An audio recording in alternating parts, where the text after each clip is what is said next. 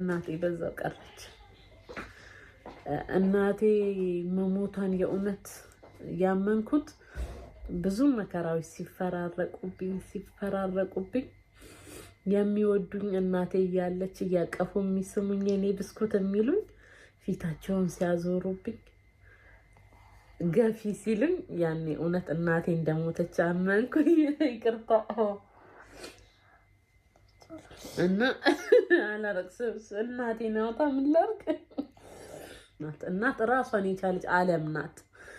እና ቀናትን ሲወልድ ወራትን ሲወልድ አመታትን ሲወልድ ተፈተንኩ የሚለው ቃል አይገልጽም። እያንዳንዱን ነው የምነግራችሁ ዛሬ። እና ያው አንዳንዶቹ አሉ ልጅ ፊት የማይወሩ ጫፍጫፉን ነግራችኋለሁ። ግን ከዚህ ሁሉ ውስጥ እናት ያላችሁ የእናታችሁን ዋጋ ዋቁ። እናት ማለት ሀገር ናት። እውነት እናት ማለት ሀገር ስላችሁ አሁን እኛ ዞረን ለምን አሜሪካ አይደለም የትም ዓለም አንኖር? መጨረሻችን የት ነው? ኢትዮጵያ ነው። እናትም እንደዛው ናት። ዞራችሁ ህይወት ብጥብጥ ሲያረጋችሁ መደበቂያ ናት እናት ከነ ሁሉ ጉለታችን የምትቀበለን ነች። እና የእናትን ዋጋ ማወቅ ግድ ነው የምለው። እና ከዛም ህይወት ይቀጥላል። ቀጠለ። አሁን ዘመድ ቤት መሄድ ጀመርኩ። እንግዲህ ከዘመድ ቤት እናቴ ስትኖር ዘመዶች ራሱ ይለያሉ። የእውነት እናት ካላችሁ ዘመድ በራሱ ይለያል ስላችሁ ዘመድ ራሱ በለየት ባለ አይነ የሚያያችሁ እናት ሲኖራችሁና እናታችሁ እያለች አሁን እኔ ከልጄ ጋር ከሆንኩኝ ልጄን ሁሉም ሰው ይወደዋል። እውነቴን ነው የምላችሁ። እኔ ብሞት አያድርግ ልጄን ትቼ አልሄድ። ልጄ እስኪያድግልኝ እግዚአብሔር አያድርግብኝ። ግን ልጄን ትቼ ብሞት ይሄ ጨዋ ልጄ ምንድነው ስሙ? ሌባ ይባላል፣ ውሸታም ይባላል። የእሷ ልጅ ይሄ ልጅ ከዚህ ይባላል። እናት ያሌለው ልጅ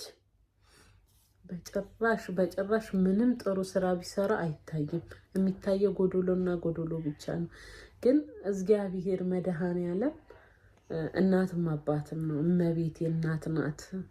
ያው ሰው ግን የእናታችሁን የፈለገ ወዳጅ ቢሆን እናታችሁ ካሌለች ያ ሰው እመኑ የምታውቁት ሰው እንደምታውቁት አይደለም። እኔ አንድ ሰው ነው ያጣሁት። አንድ ሰው እኔ በዛ ሰዓት እኔ ብር አልነበረ የምፈልገው፣ ምንም ልብስ አልነበረ የምፈልገው። እንዲህ የሚያቅፈኝ እንዲያቅፉኝ አይዞሽ እኔ እንደ እናትሽ ነኝ አይዞሽ እንዲህ የሚያቅፈኝ ብቻ። ልክ እናቴ ከሞተች በኋላ ሰውነቴ እንዳለ ይሄ አንገቴ እስካሁን አላርጅክ አለብኝ። ይሄ አንገቴ እንዳለ ቋቁቻ፣ አሁን ሰውነቴ እንዳለ ቁስል፣ ሁሉም የሚጠየፈኝ ነው። እናቴ የለኝም። እና እናት ወሳኝ ነገር ናት። ከዛም በየቤቱ ሄዳለው። በየቤቱ ያልሄድኩበት ቤት የለም። የዘመድ ቤትም ሆነ የእናቴ ዘመዶች ያላየሁት ስቃይ የለም። ከዛ ውስጥ ግን አባ ግቢ ይረዳ ነበረ። ወላጅ አልባ ማለት ነው። አባ ግቢ ያሰላል። የሚያውቃቸው ያውቃቸዋል። ሚሽኖች በወር 150 ብር ይረዱኝ ነበር። እና እሱም ብር ይዤ ነው የምኖርበት ቤት። እሱም ብር ይወስዳሉ ማለት ነው። ያኔ በነፃ አይደለም የምኖረው፣ ግን እሰራለሁ። ምን እላለሁ እንደዛ እያለ አንዳንድ ቤት በህይወት የማረሰው የሆነ ቤት የ12 ዓመት ልጅ ነበርኩኝ ያኔ። እና በህይወት የማረሰው መጥፎ ፓርት አባረረችኝ። በጨለማ ነው አጥፍቼ ነው እኔም አጠፋለሁ። ጥፋት ማለት ነው ወይ የሆነ ዕቃ ጥጄ እረሳለሁ፣ የሆነ ትእዛዝ ታዝዤ እረሳለሁ። ለምንድን ነው የምረሳው? ከአይምሮዬ ጋር አልነበርኩም። በቁሜ ተኛ ነበር። በቁሜ እንዲቆሜ ተኛለሁ። ድንዝዝ ብያለሁ። ያለመድኩት ህይወት ነው የለመድኩት። እናትን ነው። እናትን አጣሁኝ። ብቻዬን ነኝ። በቃ ማንም ሰው አልታየውም። የሚያየኝ ሁሉ ቆሻሻ ነው የምመስለው።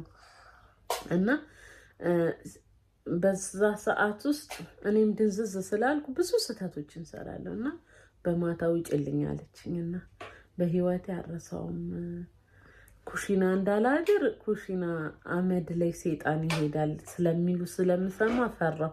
ሴጣን ቢያጣምመኝስ ነፍስ ነው። ከዛን የሰው ግቢ ሊሄድ ማን በዛ ሌሊት ያስገባኛል ፈራሁኝ እና ኮባ ስር አደርኩኝ አደረኩኝ። እኔ ከህይወቴ ያኔ ብዙ ጨለማ ቀኖች አሉ፣ ግን ያንን ቀን አረሳውም በህይወቴ። ኮባ ላይ እየዘነበብኝ ውሃ በውሃ ሆኜ አደርኩኝ እና አትዘን ማሬ ልጄ ሊያረቅስ ነው የኔ ጌታ። እኔ እኮ የምነግርህ ከኔ እንድትማር ነው። እሺ እቺ ዓለም ሰውን እንደማትምር እንድታቅ ነው። ውይ ያስከፋሁት ልጄ። በቃ ያለፈ ታሪክ የምነግርህ ከኔ ብርታትን እንድትወስድ ነው። ያ ማለት እናት ራሱ ባትኖርክ አንተ ጠንካራ ሆነክ ያ ሁሉ መከራ ሆኗል የለም። ያንን ሁሉ ምንድነው የምትማረው? ጠንካራ መሆን። እዚህ ምድር ላይ እግዚአብሔርን ፈጣሪ ስር የተጠለለ ሰው ጨለማ ላይ ራሱ ኮባ ስር ራሱ ቢያድር ያ ውሃ እየዘነበበት ራሱ ቢያድር ክርስቶስ ስላለ ፈጣሪ ስላለ የራሱን ልብስ ያለብሰዋል አይደል? ስለዛ ምድር ላይ ሆነ የትም እግዚአብሔር ካለ ራቁትህንም ብትሄድ ኖርማል ነው። እሺ እኔ ጌታ ባልነገርኩት ክርስቶስን ጠንካራ እንድትሆን ነው አያደርገውና እኔ እንኳን ባልኖር ህይወት ላይ ደግሞ ልኖር እንጂ አምላኬ ሆይ አኑረኝ።